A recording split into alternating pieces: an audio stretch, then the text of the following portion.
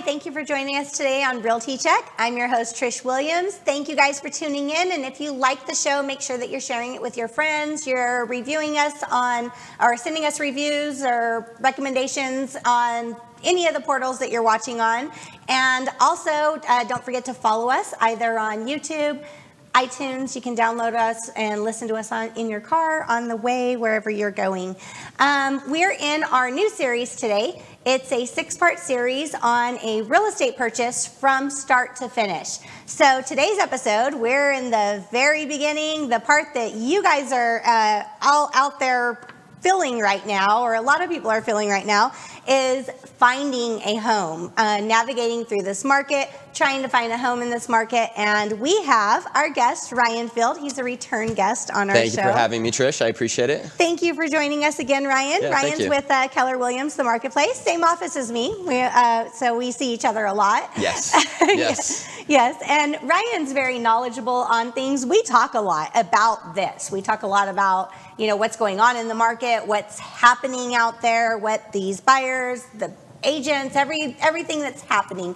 We discuss this a lot, so I thought it would be great to have you on the show to talk about it. Yeah, it's a natural conversation for us. So, tell me what you want to talk about specifically, because I know that a lot of buyers are struggling right now because it's a unique time. Right. So what's happening right now in our market, for those of you that don't know, which I'm sure, I think pretty much everybody knows what's going on in the market. It's all over the news. Especially if you're in the, thinking about buying or thinking about selling, I'm sure people are aware of what's going on to a certain extent. What's going on? Yeah. I know every time I run into a friend or something, they're like, oh, you're in real estate? Wow. Suddenly they all feel sorry for you. They're like, it's crazy out there. So right now we have 878 single family homes on the market in Las Vegas. Under 400, right? 878 single family homes on the market. There's 702 under 400,000. So let's talk about that for a minute. Under 400,000, that's most of your first time home buyers. Most of the entry-level buyers, correct? Right. Yeah. So there's not a lot to choose from.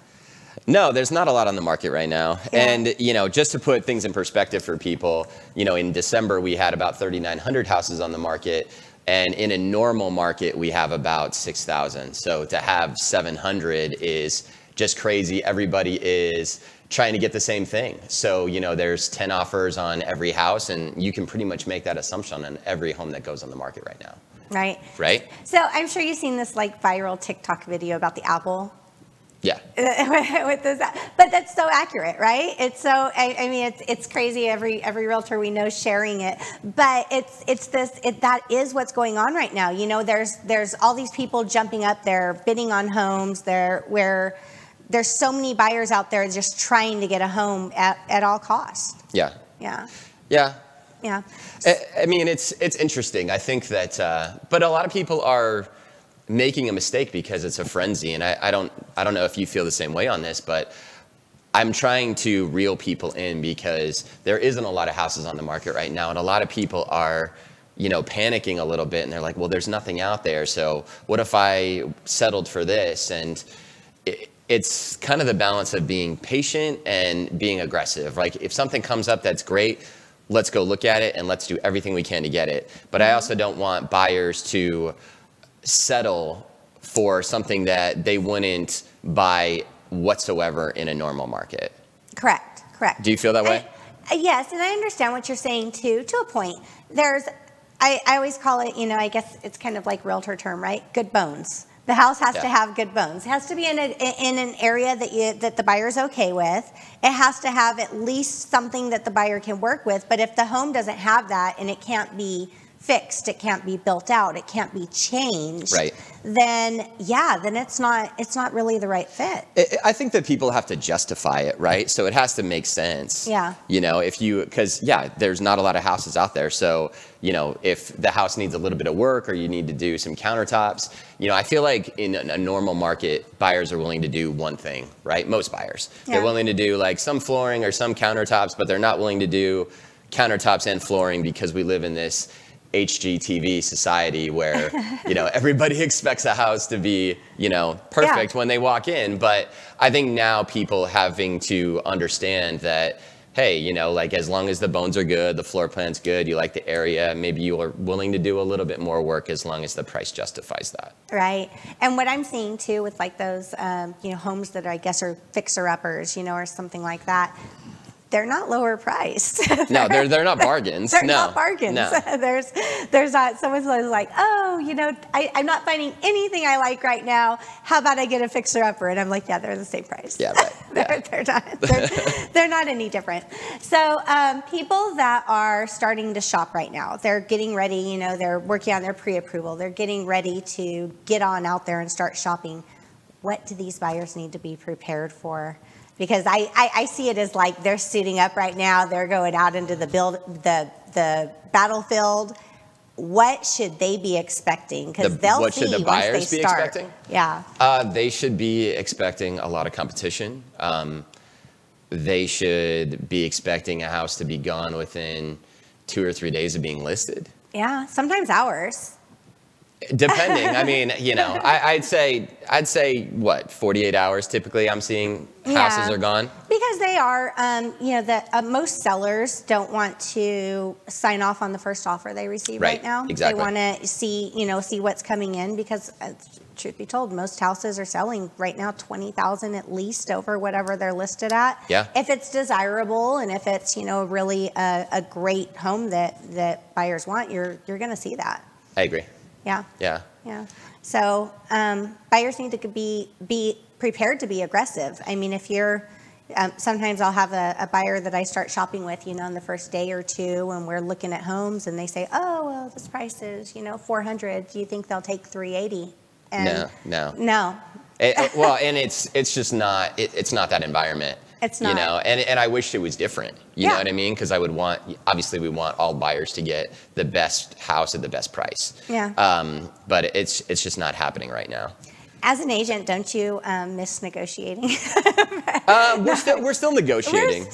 We're still negotiating. We still are. It's just in a different way. You know, I remember that's like, you know, that time where it's like, yeah, we just got a crazy good deal on this house. We negotiated it down and we did all this. And it's, those days that's not what we're seeing because you can offer any price you want, but. We're not there now. Yeah, we're not there. No, we're not. Go ahead. So what, besides going in aggressively, being prepared to be aggressive, being prepared to make strong offers, what else do you think buyers should be doing? A lot. I think the mistake, one of the bigger mistakes that people make is they don't work with the right agent, right? They don't work with somebody who is really competent and has experience. I think that for whatever reason, when people are choosing an agent, it's not necessarily this is the best person I can hire. You know, a lot of it is relationship based, and I think that can be a mistake, right? Because if you hire your part-time cousin that does real estate and sells 3 houses a year versus hiring somebody like you and I who are full-time and sell over 50 homes a year, then it's going to be a different experience. You know, just like you'd want to go to the best doctor that you could, I would think that people would want to work with the most competent agent they can. And I think that is the biggest thing, because when we see 10 offers on a house, and it's, you know, if I listed a house yesterday, I'll get 10 offers, and the most competent agent typically wins. And if there's 10 offers and 8 of them will just email the offer over to us, and 2 of the agents will actually pick up the phone. So I don't know if that's your experience, but that's probably the ratio that I'm seeing. Oh, yeah.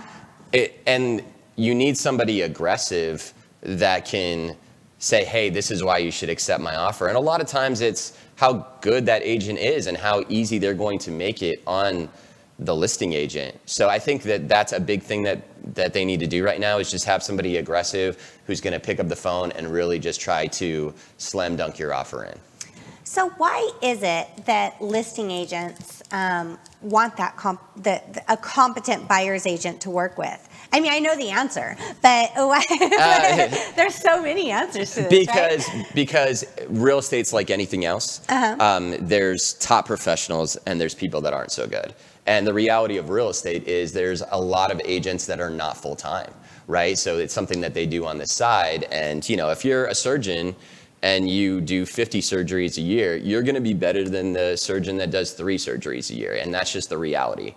So I think that, and as an agent, I want to work with somebody who knows what they're doing, that isn't going to make my life more challenging than it has to be, right? Because I feel like when we're working with an agent that is less competent, that we're doing 90% of their job. Right.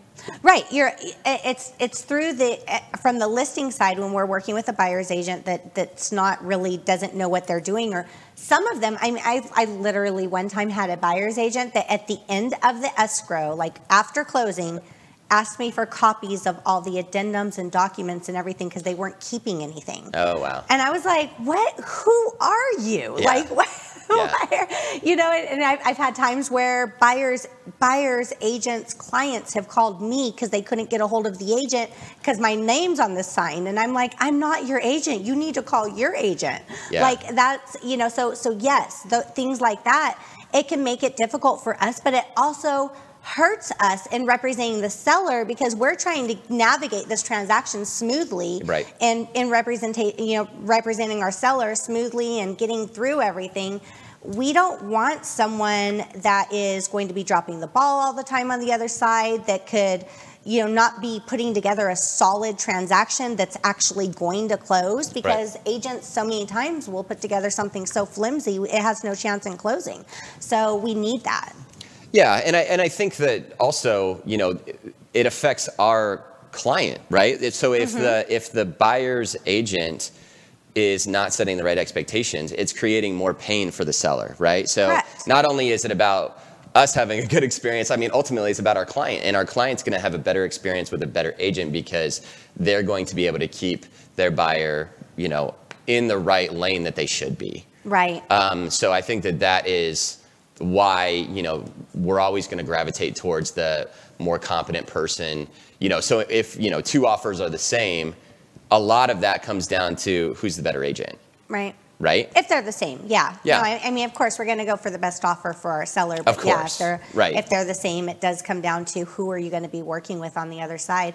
And again, I can't tell you how many times I've had to, I've had to communicate with the buyer's agent's lender because the buyer's agent doesn't understand the closing process, or what's next, or what needs to be next, or coming next, or when loan docs, or what underwriting, or what full conditional approval means.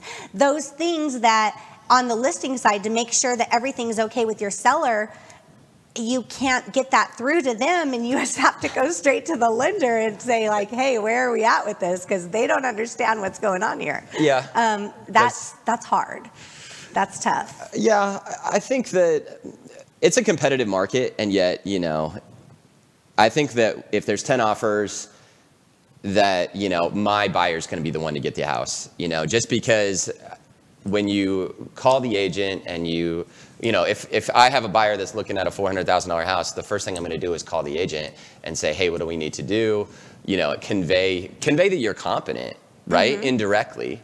Right. And I think that goes a long way. So, I always feel like I'm working with some buyers right now, and I'm also getting referrals from lenders because the lenders are attached to the outcome too, right? They can't do your loan without having an accepted contract. So I have lenders that are sending us referrals right now from people that can't get into contract on houses because their lender probably isn't aggressive enough, probably isn't communicating well enough. Yeah. And I CC my lender on all the offers. Whenever I send an offer, I CC the lender. He always chimes in, and gives them his, or whoever, whoever I'm working with, gives them basically an assurance along with the offer. And that goes a long way, right? And that's just something as a veteran agent who's proactive, right? Right. That, so, I mean, for buyers that are trying to get a house right now, work with a great agent. That is step one. Call Trish or I. Work with a great agent. And if you're not working with us, work with somebody who's full-time and sells enough houses. Secondly, I think getting a good approval letter, working with a local lender, I think is huge because you don't want to have I'm not even going to say the name, but some of these big institutions, right? These banks that are like closing dates and contingency dates or suggestions, and they're just I think that's a mistake that people make, is that they get so focused on the rate, right? Like, Rocket Mortgage is going to give, I'm going to say that. Rocket Mortgage is going to give me an eighth better rate, so I'll save $4 a month on my payment. But you have to get the house. And I think that people fall into that trap sometimes where they're just looking at numbers and losing the big picture of, but you still have to get the home. And a lot of agents that, the inside the industry reality is that a lot of the agents here don't want to work with Rocket Mortgage or, Wells Fargo or Bank of America. A lot of big institutions. Yeah, because the timing and the appraisals and the experience is better typically with a local reputable lender. Right. Is that fair to say? That is fair to say. And I feel like there's been times, or I know for certain, there's been times where I've seen specific names of big institutions on agent-to-agent remarks that says, we will not accept any offers from this bank. And I'm like, wow, they've been burned more than once. So there's definitely, there are those circumstances. I mean, there's banks I've tried to, when you have a local lender, you can, if all else fails, you can go down to their office, and just say, hey, let's get this done. But you're dealing with these big institutions, and there's times where you're a number. Well, and there's less, that's a great point, because there's less accountability, right? There's less accountability when I can go to somebody's office versus when that processing the loan center is in Detroit, right? And there's no FaceTime, there's no... And they can just block your calls. Yeah, or just never get back to you. And it's also a customer service issue. Of course. I think that these things that we're talking about go back to having a good agent that says, hey, you're not using Wells Fargo. You know what I mean? This is why. And having somebody who's strong enough to tell you, hey, this is not really conducive to getting your offer accepted. You want to work with somebody local. You want to provide a bank statement to the seller showing that you have the down payment funds. Some of these little things are really the difference in getting your offer accepted or not. Yeah. Right? Yeah. No, I agree. I agree with that. There are certain, seasoned agents that are out there that they will not choose an offer over the institution that the buyer has pre-approval for. I did that 2 days ago. Yeah, so it happens. Yeah. Yeah, it's buyers don't want to hear it, so nobody wants to hear it. But this is also the type of market where you need to trust in what your realtor's telling you. It is so crucial right now. We always deal with, or I'm sure all of us do. I know I do. Have instances a lot where the buyers or the clients I'm working with have to see that what I'm saying is true before they really believe it. Yeah. It's making those strong offers. They have to get rejected before they say, oh, okay, you're right, let's do this, But right now is not the market to be second guessing what your agent's telling you. You really, you hired a professional for a reason. You've got to trust in what they're saying, especially, someone who's seasoned, who's been in this and working through this whole time, someone that's constantly doing transactions. Could you imagine a buyer right now that's working with an agent that hasn't sold a home since last year? And it's common. That's not an uncommon situation. I think that that's probably more common than not common. It is because the majority of realtors are selling 3 to 4 homes a year, right? That's the statistics. Yeah. So they're going to be lost and essentially not equipped to. Because the agent's going to remember how the transaction went last year, right? How the offers went last year. When we had twice as many homes on the market. Yeah, and they're going to navigate it the same way, which there's nothing wrong with that. You do it how you remember doing it last time. That's how people do things. But in this market, the way it is, and especially if they don't have someone coaching them or guiding them through what to do, they're going to be 10 steps behind. Yeah, I like what you said about professional, right? Like I feel like I'm the professional's professional. I want people that value professional services, right? So, I mean, that's typically who I gravitate towards and who gravitates towards me.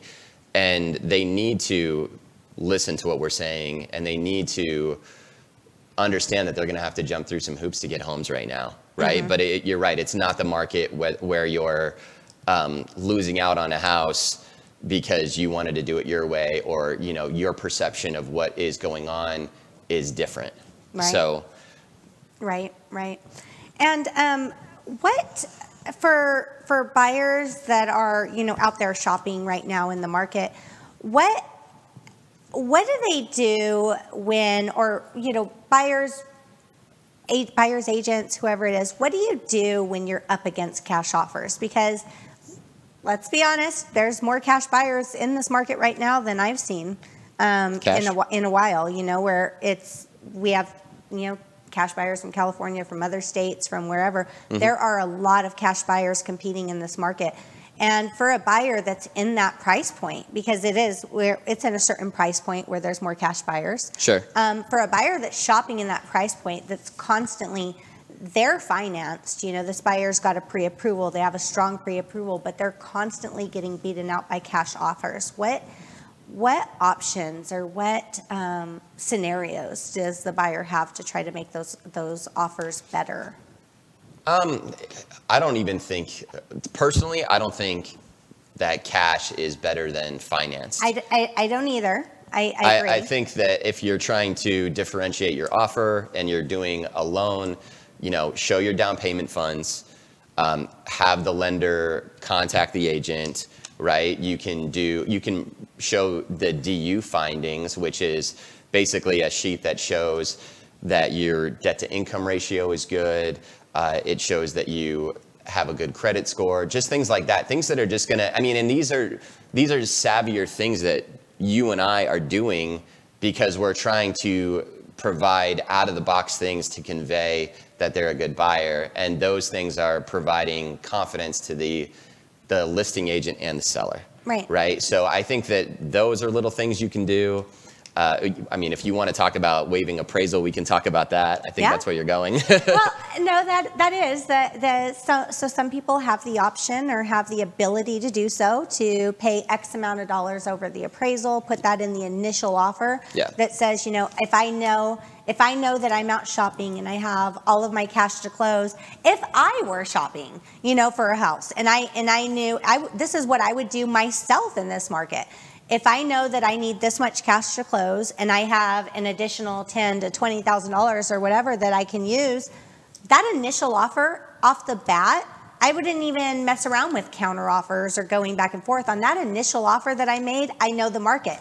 I would say, you know, I'll pay up to $20,000 difference if there's an appraisal shortage, because that initial offer, you just put it out there. It's not waiting for some buyers to say, well, I'll wait and see if they counter offer that, or I'll get on the counter offer. There's no time you may for that. never hear back. Yeah, I mean, it's not a counter offer market, right? It's not a counter offer you market. have to write the offer in a way that is going to get accepted. So yeah, obviously waiving appraisal, I think that's happening more often than it's not. That's what I'm seeing. The other buyers are doing it. They are. Yeah, they are doing it. And you know, and that's the other reason you need a high level agent, is because you need somebody to, you know, be able to navigate that, right? Be able to, hey, yeah, you're going to be in this position, but I know you and I meet the appraiser every time, trying to get the highest value, because you know, everybody wants the highest value from the appraisal. You know, it's in the best interest of the buyer, it's in the best interest of the seller.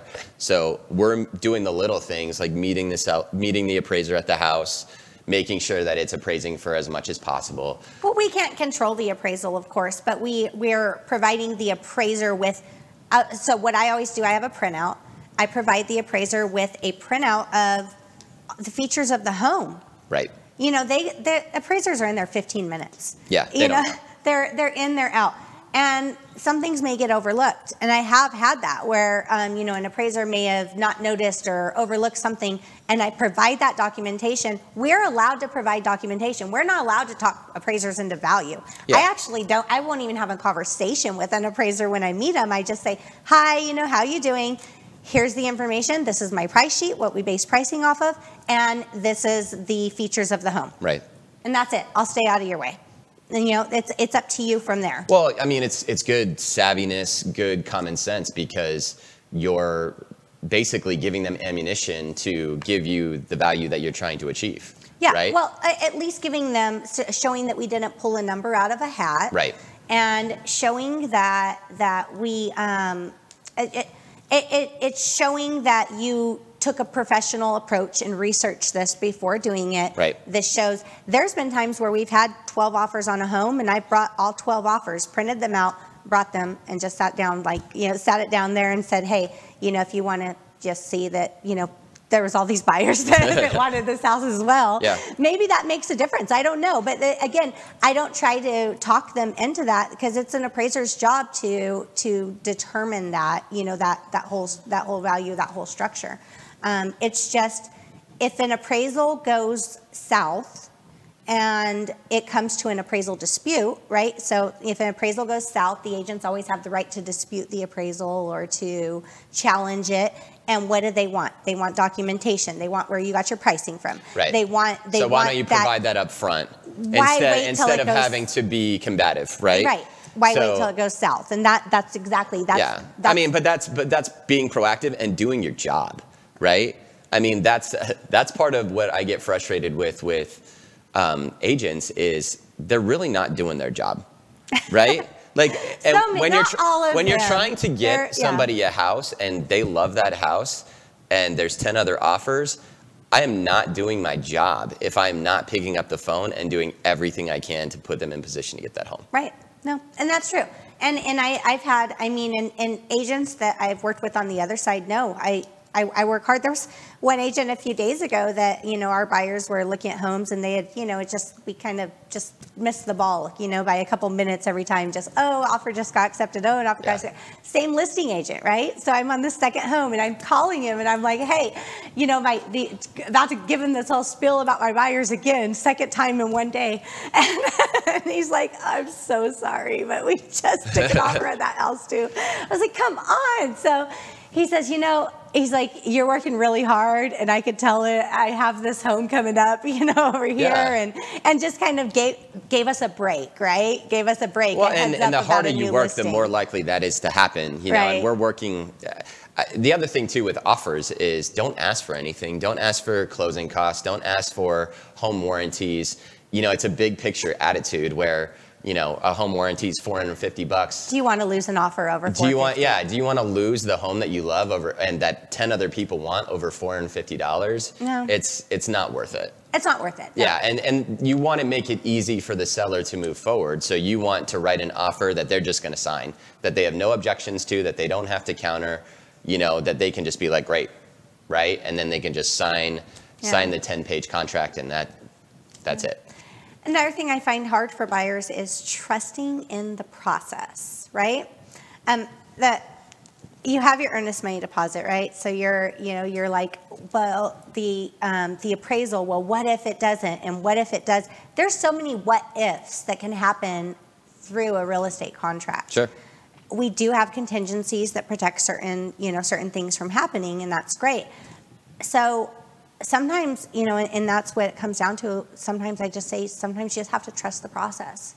You know, trust the process. If it doesn't, if the home inspection's bad or this or that, you know, let's not worry about the what ifs day one. Let's worry about getting you into contract and trusting the process that it will work out. I can't promise you that, you know, because I've had people too that say, well, you know, what if at the home inspection the seller refuses to fix everything, or you know, whatever. Yeah, they might, especially these days. There's a lot of what ifs. There's a lot of what ifs, and you just have to trust. But again, it all comes full circle to have a good professional, right? Because when we're talking about people's earnest money, their good faith money that they put up when they're trying to, when they get their offer accepted, like, hey, I'm serious about buying this house, here's $6,000, you know, there's never going to be an instance where we're putting that at risk, right? Right. But if you're not on your game as an agent, then you could definitely put your buyer in a terrible situation. Oh my gosh, yes. And so I think that a lot of people don't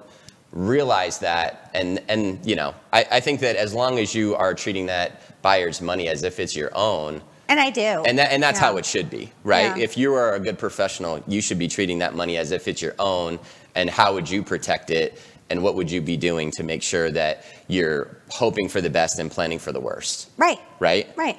So, but that's it. But yes, but sometimes, yeah, you have to trust the process. You know, you have to just wait until that home inspection, see what's going to happen. Yeah. Don't try to, you know, negotiate repairs first day or whatever. You know, sometimes people will do that. They're like, hey, I don't like the way that looks over there. Put it in the offer. And I'm like, how about we wait for the home inspection, get an analysis on it first, because you're putting in that offer day one and you're already requesting all these things from the seller. And that comes back down to, you know, tactfulness, right? And we've talked about that a lot today. Is just there's a time and a place, right? It just comes down to when is the most tactful opportunity to ask for these things, right? Right? Yeah, absolutely. So but it you know, I think the biggest mistake again is that people are working. You know, if there's 10 offers, 8 of them just email your offer and never call. I feel I don't really have a lot of empathy for the agents, but I feel bad for the customers that are working with agents that, you know, unfortunately they just don't know any better, and they're working with somebody that isn't really doing everything they can to get their offer accepted or isn't setting the right expectations. So, you know, work with the best professional you can. That's the And what sum about of the today. agents that are scared of multiple offers? How many times do you have agents contact you and say, oh, do you have offers on a property? Well, of course we do. Yeah. Do you know the market? Like, Yeah, right. Of course we do, right? Does that mean you don't give your clients a shot at it? Unless we're reviewing today in 2 hours or whatever. If that scares you, then you probably shouldn't be doing this job. Yeah, if it right? scares you, just take some time off till the market cools. Well, if that scares you, I mean, but you know what? Even in a regular market, I wouldn't call this regular, but in a regular market, if something is really desirable and priced right, there's still going to be several offers. Yeah. Right. So I mean, if you don't think that you are going to get that house for your buyer when there's 10 other offers on it, you're probably not good enough to be representing them. Right. I mean, that's harsh, but it's the reality. Yeah, I think that buyers and buyers agents shouldn't be afraid of multiple offers. I do understand the fact that, you know, there's some homes that, you know, you could be going to look at it right now and they're already presenting offers. Too late. You missed it. You know, you're too late on that one. So I understand that aspect of it, but the ones that are, oh no, we don't even want to look at it if there's offers already. You know, it's like, okay, well, today's Thursday. We're not presenting offers till Monday. You have plenty of time. Yeah. And they're shying away from it because they're too scared to compete. That is a little disturbing to me. Yeah. And I mean, if the agent isn't willing to compete, then, you know, that's kind of a loser mindset, right? And then if the buyers aren't willing to compete, then they're not hearing the right expectation of the market, because, you know, right now it's not a traditional market, and, you know, everything has multiple offers that looks good and is priced right. Yeah, right. No, looks good, priced right, and you're up against you're up against aggressive offers. So yeah, it is what it is. You got to bring your best game, you know. And last thing before we wrap it up, just 2 other tips that I think are great for buyers is if they're out shopping in a home's owner occupied, you know that seller's got to go somewhere. Work those into your offers. Work out a sweet deal for Great them point. because they're, you know, one of the seller's biggest challenges right now, where are they going to go?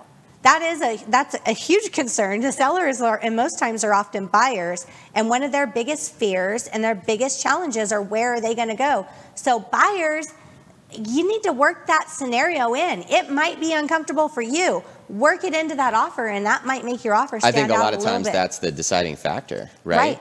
Is, how can you give them 30 days to move out after you buy that? Yeah. I mean, but I think that the mistake that some people make is that they think that everything is price driven, and price is a huge factor, and yet it's not everything, right? A lot of times it's, okay, timeline, can I give them 30 days, right? So there's a combination of factors. Well, just think about this. If a buyer has, they don't have any extra cash besides their closing funds that they have to come in with, and it's tough for them right now in this market because they can't pay the difference in appraisals or the difference of, whatever. But they do, by most loans, you have 90 days before you have to occupy the property, so what if they offered the seller 3 months to stay rent-free, and that's equal to what, $2,500, $3,000 a month. That's $9,000, right? That's $9,000. That has monetary value. I agree. And that has monetary value for the seller, and the seller who's trying to find another home, that gives them peace of mind. Right. So think outside the box. Agreed. Well, I mean, but again, the agent's got to be able to suggest that, because you're right. I mean, it's, when you're making what a lot of sellers are making right now, when you're making hundreds of thousands of dollars on your house, then maybe $2,000 more isn't as impactful as just having the peace of mind, not having to, find something tomorrow to buy, right? Yeah. So that's a great point. And not every buyer's willing to do that or can do that, so that will set you aside. Right. Yeah. So, all right. Well, it's been good talking to you today, Ryan. Too. Yeah, thank you. Thank you so much for coming back on the show. And Ryan, how do people reach out to you? You can reach me on my direct line, 702-335-5665. So if you have any questions, anything I can help you with, feel free to reach out. All right. And you guys know how to reach me, 702-308-2878. Make sure you continue to watch our show, share it with your friends, write us reviews, follow us, download us, all that good stuff, right? Keep tuned in. Next week, we're going to be talking about contingencies. The contingencies through a contract and what they mean and what they're there for and all that good stuff. So we'll be, after you find a home, once you get through this part, now you're in contract, what happens next? So we're going to walk you through this entire process, and we look forward to seeing you guys again next week. Thank you. Have a wonderful day.